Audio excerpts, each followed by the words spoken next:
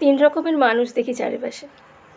এক ধরনের মানুষ যারা খুব সহজে কাউকে বিশ্বাস করে ফেলে, তুমি যা বল তারা তাই বিশ্বাস করে, এবং ডেফিনেটলি সেসব মানুষগুলো অন্ধের মতো অন্য মানুষকে বিশ্বাস করে সারাটা জীবন ঠকে যায়।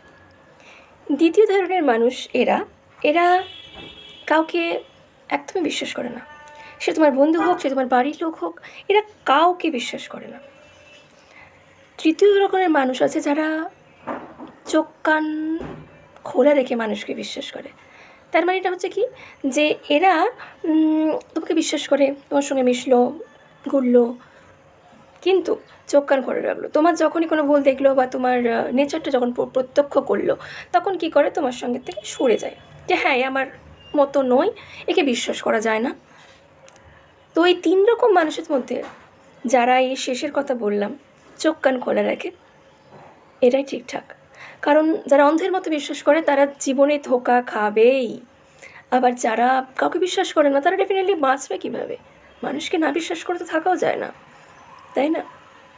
তো এর মধ্যে তুমি কোনটা?